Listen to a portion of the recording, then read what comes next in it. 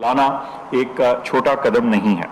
और खुसूसन इस दौर में जबकि वैक्सीन की डिमांड जो है वो अच्छी खासी ज़्यादा है।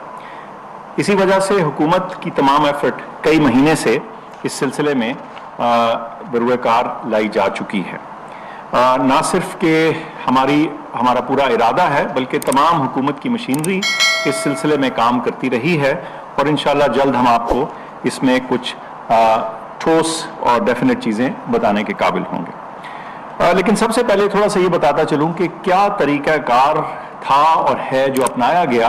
इस वैक्सीन को फराहम करने के लिए और हासिल करने के लिए। जो पहला कदम था वो ये था कि माहिरीन की एक कमेटी बनाई गई, इस टॉपिक के माहिरीन की, जिनको टास्क ये दिया गया, उनको काम दिया गया कि वो तमाम वैक्सीन जो दुनिया भर में तैयार हो रही हैं उनमें से एक लिस्ट बनाएं, एक शॉर्ट लिस्ट बनाएं उन वैक्सीन्स की जो कारामद होने के लायक उनको नजर आ रही थी। अब ये कई महीने पुरानी बात है जब अभी ये प्रोसेस चल रहा था। उन्होंने तमाम जो वैक्सीन कैंडिडेट थे उनको देखा, जो तकरीबन 150 के करीब थे, 150 के करीब वैक्सीन कैंडिडेट्स थी, और उन्होंने तमाम एदाद शुमार को देख के, उनकी टेक्नोलॉजीज़ को देख के, कंपनियों की काबिलियत को देख के, जो इब्तदाई नताइज थे उनको देख के ये तयन किया कि तकरीबन 8 या 9 वैक्सीन ऐसी हैं जिसके बारे में फर्दर गुफ्तगू की जा सकती है। अच्छा, इस शॉर्ट लिस्टिंग को आगे ले जाने के लिए बहुत एक ज़रूरी मरहला ये था कि जो वैक्सीन फराहम करने वाली कंपनियां थीं उनके साथ एग्रीमेंट साइन किए जाएं, जिसको नॉन डिस्क्लोजर बोलते हैं, ताकि आप उनके साथ गुफ्तगू कर सकें और वो अपने एदाद शुमार और वैक्सीन के बारे में बारीक तरीन इंफॉर्मेशन आपसे शेयर कर सकें। इस टेक्निकल कमेटी ने ये सारी इंफॉर्मेशन देखने के बाद कुछ अहम जिसे कहते हैं नुकात सामने रखे, जिसके तहत ये फैसला किया जाए कि कौन सी वैक्सीन्स ली जाएंगी। उसमें यह देखना था कि कौन सी टेक्नोलॉजी बताई गई है, उसमें यह देखना था कि बीमारी से बचाव की जो एफिकेसी है, यानी उसकी अफादियत है, जो वैक्सीन की ताकत है वो कितनी है। उसके अलावा क्या वैक्सीन सेफ है और उसकी सेफ्टी का क्या डेटा है, क्या उसमें साइड इफेक्ट्स या मुज़र असरात तो ज़्यादा नहीं। फिर ये कि वैक्सीन को सप्लाई करने के लिए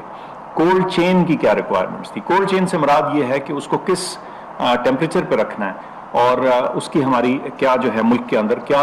कैपेबिलिटीज़ मौजूद हैं और उसको कैसे मैच किया जाए उसके साथ। फिर उसकी कॉस्ट क्या है, उसकी कीमत क्या है, और ये फिर देखना है कि जिस कंपनी से बात हो रही है और उसकी प्रोडक्शन कैपेसिटी कितनी है, वो कितनी वैक्सीन्स बना सकते हैं और कितने वक्त में, और बर वक्त डिलीवर करने की क्या काबिलियत मौजूद है उस कंपनी की। और फिर आखिर में ये कि ये सारी चीज़ें के होने के साथ साथ जो अहम चीज़ ये है कि पाकिस्तान में उसको अवेलेबल करने की क्या पॉसिबिलिटी मौजूद है। अब जब इस कमेटी ने यह तयन कर लिया कि चंद वैक्सीन्स हैं जो इस मामले में वायबल हैं, जो हम ख़रीद कर सकते हैं या हमें उनके ख़रीद के बारे में अगला कदम उठाना चाहिए, तो हुकूमत ने इन तमाम शॉर्ट लिस्टेड कंपनीज के साथ अपनी गुफ्तगू जारी रखी और इसको अगले लेवल तक लेकर गए। इसके साथ साथ एक एफर्ट जारी थी कि वो तमाम वैक्सीन्स जिनके इब्तदाई और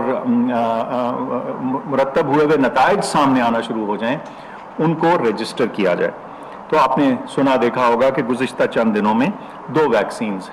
एस्ट्राजेनेका की और साइनोफार्म की जो हैं वो ड्रैप ने, जो ड्रग रेगुलेटरी अथॉरिटी है पाकिस्तान की, उन्होंने इनको अप्रूव किया। इस वक्त हम एडवांस्ड स्टेज ऑफ डिस्कशन पे हैं प्रोक्योरमेंट के लिए, हासिल करने के लिए 2 कंपनियों के साथ, साइनोफार्म के साथ, और दूसरी एक और कंपनी है कैंसाइनो। साइनोफार्म की जो वैक्सीन है ये वो है जो आप कई मुल्कों में सुन चुके हैं, इस्तेमाल हो रही है, मुत्तहिदा अरब इमारात में इस्तेमाल हुई है, और इसकी अफादियत जो है वो तकरीबन 80% के करीब है, कुछ मुल्कों में 85% तक भी गई है। तो ये एक साइनोफार्म है। जो दूसरी वैक्सीन जिसका जिक्र मैंने किया कैंसाइनो, उसके जो तीसरे मरहले के ट्रायल हैं, फेज 3 ट्रायल, वो पाकिस्तान में कंडक्ट किए जा रहे थे और वो तकरीबन अब ख़त्म होने को हैं, और उसके नताइज जो हैं वो जल्द सामने आएंगे। इस वक्त 17,500 के करीब जिन लोगों ने इस ट्रायल में हिस्सा लिया उनकी तादाद थी, और वो तकरीबन मुकम्मल होने को है। जो 5 सेंटर मुल्क में से थे उनमें 3 में ट्रायल मुकम्मल हो चुका है और 2 अब अपने